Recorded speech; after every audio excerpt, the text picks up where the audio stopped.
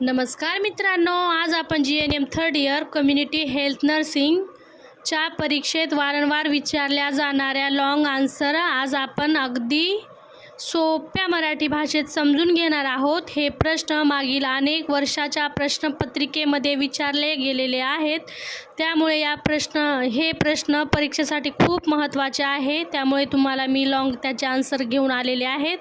तर व्हिडिओ हा शेवटपर्यंत बघा, कारण मी उत्तर हेडिंगसह पॉईंट टू पॉईंट आणि कसे लिहायचे हे देखील सांगणार आहे आणि लास्टला तुम्हाला एक्झामची टिप पण देणार आहे। तर आपण पाहूया कम्युनिटी हेल्थमधला जो प्रश्न आहे ते। आजचा प्रश्न आहे स्त्री भ्रूण हत्या, फिमेल फोर्टिसाइड। स्त्री भ्रूण हत्या म्हणजे गर्भातील बाळ मुलगी आहे हे समजल्यावर गर्भपात करून त्या भ्रूणाची हत्या करणे ही एक गंभीर सामाजिक कायदेशीर समस्या आहे। स्त्री भ्रूण हत्या म्हणजे काय? गर्भातील जर बाळ मुलगी आहे असं समजल्यावर गर्भपात करून त्या भ्रूणाची हत्या करणे ही एक गंभीर सामाजिक कायदेशीर समस्या आहे। तर स्त्री भ्रूण हत्याची आपण कारणे पाहूया, काय काय कारणे आहेत ते। मुलगा हवा ही मानसिकता, हुंड्याची भीती, अंधश्रद्धा व जुने विचार, मुलगा वंश चालवतो अशी समजूत, आर्थिक व सामाजिक दबाव। तर कारणे काय काय आहे? मुलगा हवा ही मानसिकता असणे, हुंड्याची भीती असणे, मुलगी मोठी झाली लग्न करायला हुंडा मागतात म्हणून त्याची भीती असणे, अंधश्रद्धा व जुने विचार, मुलगाच हा वंशाचा दिवा असतो असे म्हणणारे लोक असतात, त्याच्यामुळे ही अंधश्रद्धा वाटते त्यांना, मुलगा वंश चालवतो अशी त्यांची समजूत असते, आर्थिक व सामाजिक दबाव असतो, आर्थिक अडचणी पण येईल मुलगी असल्यावर असे लोकांचे विचार असतात। हे स्त्री भ्रूण हत्याचे कारणे आहेत। तर आपण त्याचे परिणाम पाहूया, काय काय आहे स्त्री भ्रूण हत्याचे परिणाम। तर स्त्री पुरुष प्रमाण बिघडते, याचे परिणाम काय होऊ शकतो लोकसंख्येवर? मग स्त्री पुरुषाचे प्रमाण बिघडते, समाजात महिलांची संख्या कमी होते, महिलांवरील गुन्हे वाढू शकतात, सामाजिक संतुलन निर्माण होते। हे आहे परिणाम, स्त्री पुरुष प्रमाण बिघडते, समाजात महिलांची संख्या कमी होते, महिलांवरील गुन्हे वाढू शकतात, सामाजिक असंतुलन निर्माण होऊ शकतो। तर हे आहे परिणाम। तर आपण प्रतिबंधात्मक उपाय काय करू शकतो त्याच्यावर पाहूया। जनजागृती करणे, जास्तीत जास्त जनजागृती करणे, मुलगी ही मुलासारखे सगळं काम करू शकते, ती कोणतेही कार्य करू शकते। आता या जगामध्ये तर मुलगी कुठेच मागं नाही अशी जनजागृती करणे, लोकांना समजावून सांगणे, आईवडिलांना मुलगा व मुलगी समान आहेत हे शिकवणे, गर्भलिंग तपासणीवर बंदी पाळणे, कठोर कायद्याची अंमलबजावणी करणे, मुलीच्या शिक्षणाला प्रोत्साहन देणे।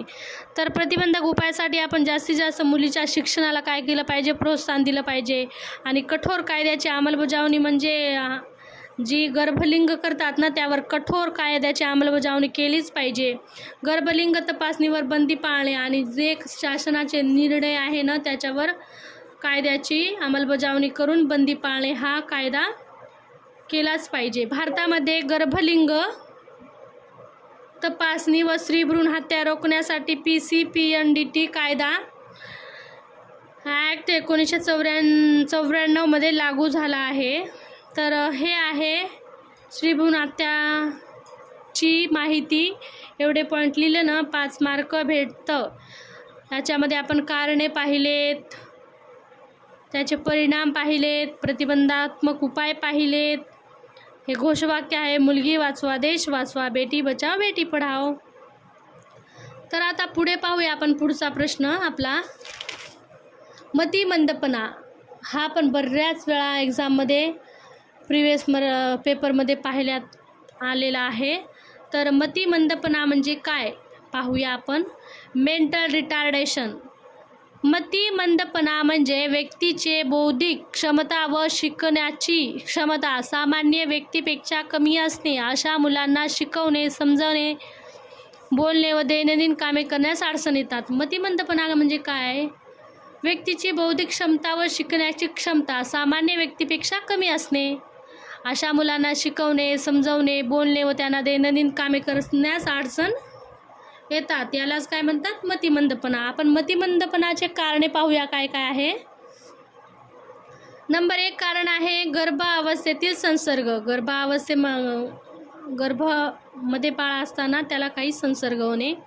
कुपोषण, जन्मावेळी ऑक्सिजन कमी मिळणे, अनुवंशिक कारणे, मेंदूला दुखापत. तर काय काय कारणे आहे बघा मतिमंदपणाचे. गर्भ अवस्थेत संसर्ग. जेव्हा बाळ गर्भात असतो तेव्हाच आईच्या गर्भाशयाला काहीतरी संसर्ग झालेला असतो, त्यामुळे पण हा मतिमंदपणा येऊ शकतो. कुपोषणमुळे पण मतिमंद आहे, म्हणजे बाळ जन्मल्यानंतर जर बाळाला कुपोषण झालं असेल तर पण मतिमंदपणा येऊ शकतो. जन्मावेळी ऑक्सिजनची कमी मिळणे. जन्माच्या वेळी जर ऑक्सिजन बाळाला जेवढा पाहिजे तेवढा मिळाला नसेल तरी मतिमंदपणा येऊ शकतो. आणि काही आनुवंशिक कारणे पण असू शकतात. म्हणजे घरामध्ये जर कोणाला असेल तर येणाऱ्या पिढीला पण तो असू शकतो. मेंदूला काही दुखापत झाली तरी होऊ शकतो. तर त्याचे लक्षणे पाहूया काय काय आहे आपण मतिमंदपणाचे. तर उशिरा बोलणे व चालणे. नंबर 1चा आहे उशिरा बोलणे व चालणे. नंबर 2 आहे शिकण्यात अडचण. नंबर 3 आहे स्मरणशक्ती कमी करणे. नंबर 4 आहे स्वतःची कामे करण्यास अडचण. नंबर 5 आहे सामाजिक वर्तनात समस्या. तर लक्षणे काय काय आहे लक्षात राहू द्या. उशिरा बोलणे, उशिरा चालणे, शिकण्यामध्ये त्यांना अडचण असते, त्यांची स्मरणशक्ती जी असते ती कमी असते, ते स्वतःचे कामे स्वतः करू शकत नाही, सामाजिक वर्तनात त्यांना समस्या येतात, असे आहे त्याचे लक्षणे. त्याचे प्रकार काय काय आहे पाहूया. प्रकारमध्ये सौम्य मतिमंदपणा येतो, मध्यम मतिमंदपणा, तीव्र मतिमंदपणा आणि अतितीव्र मतिमंदपणा. तर याचे 4 प्रकार आहेत: सौम्य, मध्यम, तीव्र आणि अतितीव्र. उपचार काय काय करणार आपण त्याच्यासाठी पाहूया. मतिमंदपणावर उपचार व व्यवस्थापन काय काय करणार. तर नंबर 1चा आहे विशेष शिक्षण. यामध्ये काय करणार, जास्तीत जास्त विशेष शिक्षण देणार, फिजिओथेरपी व स्पीच थेरपी देणार, पालकांना मार्गदर्शन करणार, पुनर्वसन त्यांना सेवा देणार, प्रेम व सहकार्य देणे. तर उपचारामध्ये नर्सिंग उपचारामध्ये काय काय करणार, त्यांना विशेष शिक्षण देणार, फिजिओथेरपिस्ट, डॉक्टर किंवा स्पीच थेरपी जे असतात ना त्यांना त्यांच्याकडे त्या बाळाला पाठवणे, पालकांना मार्गदर्शन व्यवस्थित करणे, त्यांना पुनर्वसन सेवा उपलब्ध करून देणे, प्रेम व सहकार्य देणे, असे त्याच्यावर आपण उपचार करू शकतो. तर आपण परिचारिकेची भूमिका काय आहे ते पाहूया. त्यामध्ये परिचारिकेची भूमिका नंबर 1ची भूमिका आहे मुलांची काळजी घेणे, पालकांना शिक्षण देणे, स्वच्छता, पोषणाकडे लक्ष देणे, पुनर्वसन मदत करणे.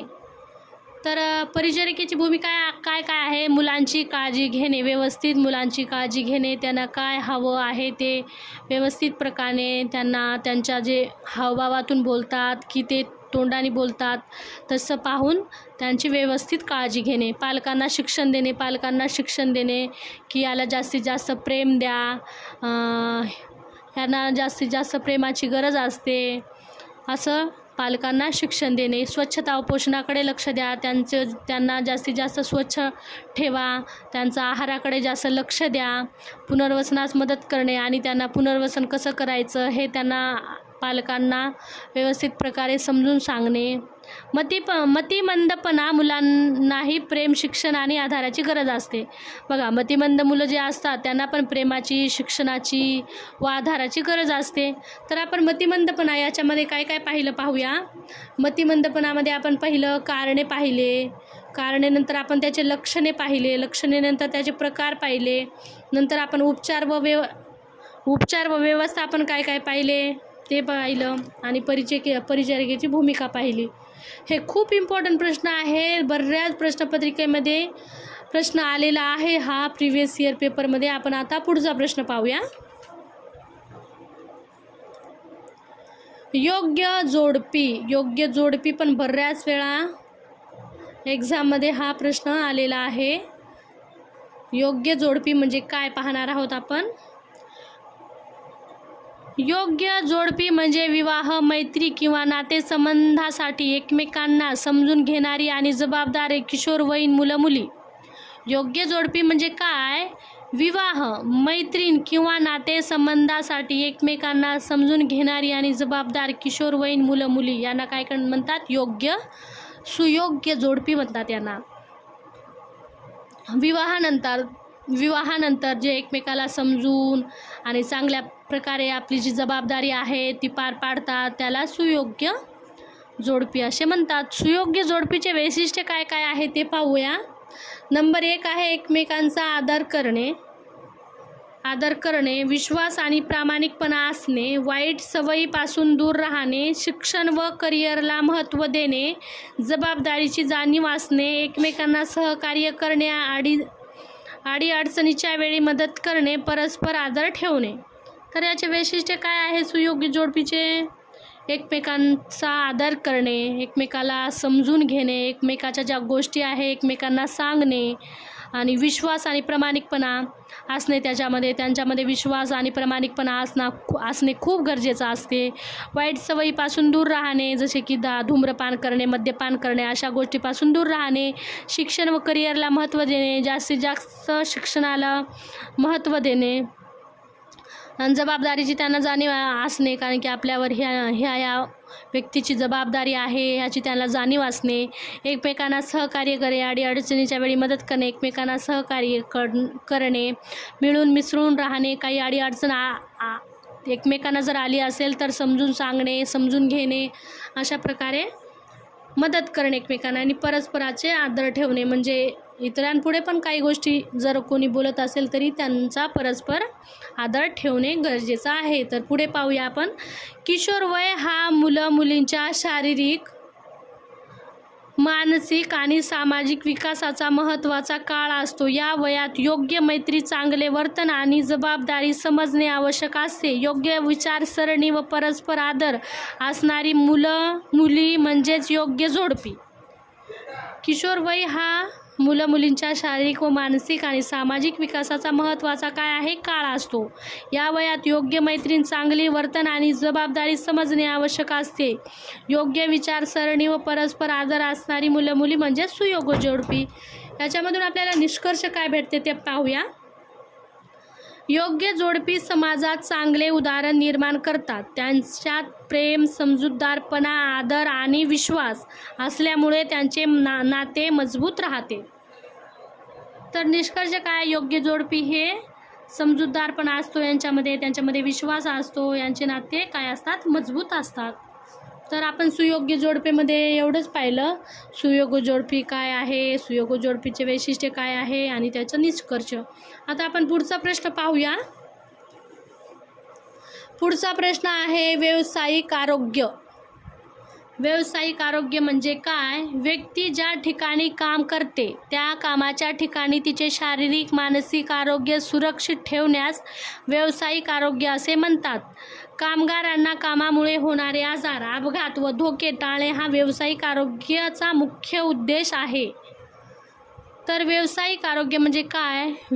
व्यक्ती ज्या ठिकाणी काम करतो त्या ठिकाणी त्याचे शारीरिक, मानसिक आरोग्य सुरक्षित ठेवण्यासाठी व्यावसायिक जी आरोग्य सेवा आहे ना त्याला काय म्हणतात?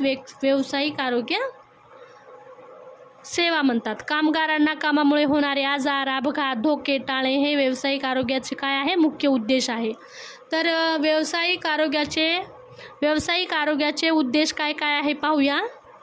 कामगाराचे आरोग्य सुरक्षित ठेवणे, कामाच्या ठिकाणी अपघात टाळणे, व्यावसायिक आजाराचे प्रतिबंध करणे, स्वच्छ व सुरक्षित परिसर निर्माण करणे, कामगारांची कार्यक्षमता वाढवणे. तर यामध्ये काय काय पाहिलं आपण? व्यावसायिक आरोग्याचे उद्दिष्ट, कामगाराचे आरोग्य सुरक्षित ठेवणे, कामाच्या ठिकाणी अपघात टाळणे, व्यावसायिक आजार करणे, स्वच्छ व सुरक्षित कार्यपरिसर निर्माण करणे, कामगारांना कार्यक्षमता वाढवणे. हे पाहिलं आपण उद्देश. आता पाहूया व्यावसायिक आरोग्याचे धोके. व्यावसायिक आरोग्याचे काय धोके पाहूया. त्याच्यामध्ये नंबर 1 येतो शारीरिक धोके. शारीरिक धोकेमध्ये काय आहे? आवाजामुळे शारीरिक धोके होणे, उष्णतामुळे, धूळ, किरणे याच्यामुळे शारीरिक धोके होऊ शकतो. तर रासायनिक धोके कशामुळे होऊ शकतो? विषारी वायू, आम्ले रसायने याच्यामुळे रासायनिक वायू धोके होऊ शकतो. नंबर 3 आहे जैविक धोके, जंतू, विषाणू, बुरशी यामुळे जैविक धोके होऊ शकतो. मानसिक धोके 4 नंबर आहे मानसिक धोके, ताणतणाव, चिंता याच्यामुळे मानसिक धोके होऊ शकतो. 6 आहे यांत्रिक धोके, मशिनामुळे होणारे आजार. तर मशिनामुळे होणारे आजार. पुढं प्रतिबंधक उपाय काय काय करणार ते पाहूया. त्यांच्यासाठी आपण त्याच्यामुळे प्रतिबंधक उपाय आहे वैयक्तिक सुरक्षा साधने वापरणे, कार्यस्थळ स्वच्छ ठेवणे, नियमित आरोग्य तपासणी करणे, सुरक्षित प्रशिक्षण देणे, योग्य प्रकाश व हवा ठेवणे.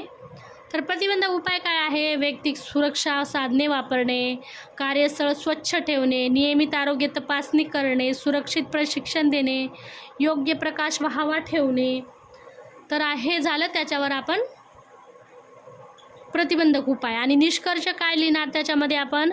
व्यावसायिक आरोग्यामुळे कामगारांचे आरोग्य चांगले राहते, अपघात कमी होतात आणि कामाची गुणवत्ता वाढते. तर व्यावसायिक आरोग्यामुळे कामगाराचे आरोग्य चांगले राहते, अपघात कमी होतात आणि कामाची गुणवत्ता वाढते. आपण काय काय पाहिलं मग? व्यावसायिक आरोग्यामध्ये आपण पाहिलं व्यावसायिक आरोग्याचे उद्दिष्टे, व्यावसायिक आरोग्याचे धोके, यामध्ये कोणते? शारीरिक धोके, मानसिक धोके, यांत्रिक धोके, जैविक धोके, रासायनिक धोके अशा प्रकारे 5 प्रकारचे धोके आहेत. आणि त्याला आपण करणारे प्रतिबंध उपाय पाहिलं आणि निष्कर्ष पाहिलं. आता आपण आजचा पुढचा प्रश्न पाहूया. संवाद म्हणजे काय? संवाद म्हणजे कम्युनिकेशन.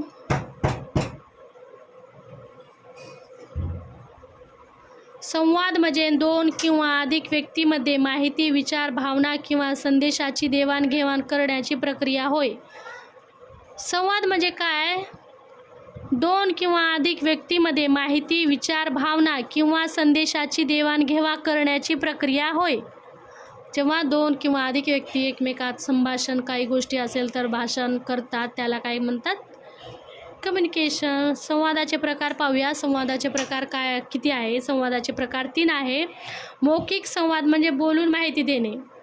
लिखित संवाद म्हणजे पत्र, नोटीस, संदेश लिहिणे. अमौखिक संवाद म्हणजे हावभाव, चेहऱ्यावरील भाव, शरीर भाषा. हे आहे संवादाचे प्रकार. संवादाचे प्रकार 3 आहे. लक्षात ठेवा. मौखिक संवाद, लिखित संवाद आणि अमौखिक संवाद. संवादाचे महत्त्व पाहूया आपण. संवादाचे महत्त्व काय आहे? माहिती योग्य प्रकारे पोहोचवते, गैरसमज कमी होतो, चांगले संबंध निर्माण होतात, कामात समन्वय वाढतो, रुग्ण व परिचारिका यांच्यात विश्वास वाढतो. तर संवादाचे महत्त्व काय आहे? माहिती योग्य प्रकारे पोहोचवते, गैरसमज कमी होतात, चांगले संबंध निर्माण होतात, कामात समन्वय वाढतो, रुग्ण व परिचारिका यांच्यात विश्वास वाढतो. तर चांगल्या संवादाचे वैशिष्ट्य काय आहे ते पाहूया.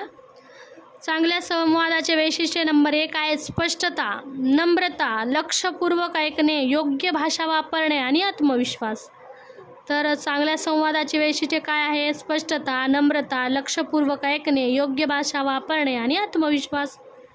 निष्कर्ष काय आहे याच्यामध्ये पाहूया. प्रभावी संवादामुळे व्यक्तीमध्ये समाज, सहकार्य आणि विश्वास वाढतो. प्रभावी संवादामुळे काय? व्यक्तीमध्ये समाज आणि सहकार्याचा विश्वास वाढतो.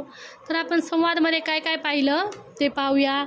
संवादाची थोडी प्रस्तावना पाहिली, नंतर संवादाचे प्रकार पाहिले, मौखिक संवाद, लिखित संवाद आणि अमौखिक संवाद. संवादाचे महत्त्व पाहिले आपण, संवादाचे वैशिष्ट्य पाहिले आपण आणि निष्कर्ष पाहिले. चला तर मित्रांनो, आज आपण पूर्ण 5 प्रश्न पाहिले आहेत. नंबर 1 आहे आपला स्त्रीभ्रूणहत्या पाहिली, नंतर आपण पाहिलं मतिमंदपणा पाहिला, नंतर आपण योग्य जोडपी पाहिली, व्यावसायिक आरोग्य पाहिलं आणि आता संवाद. असे 5 प्रश्न पाहिले. मित्रांनो, जर व्हिडिओ आवडला असेल तर व्हिडिओला लाईक करा, चॅनलला सबस्क्राईब करा आणि जास्तीत जास्त मित्रांपर्यंत शेअर करा. तुम्हाला एक्झामची टिप्स सांगते. हा प्रश्न 5 किंवा 10 मार्कासाठी आला तर वरील हेडिंग तुम्हाला ज्या प्रश्नामध्ये मी हेडिंग दाखवली आहे ना, ते वापरून तुम्ही उत्तर लिहा, त्यामुळे तुम्हाला चांगले मार्क मिळू शकतात. तर मित्रांनो, भेटूया आपण नेक्स्ट व्हिडिओमध्ये. चॅनलला सबस्क्राईब करा आणि तुम्हाला जर कोणते प्रश्न हवे असेल तर कमेंटमध्ये सांगा, मी त्याच्यावर पण व्हिडिओ घेऊन येईल. चला भेटूया नेक्स्ट व्हिडिओमध्ये. बाय.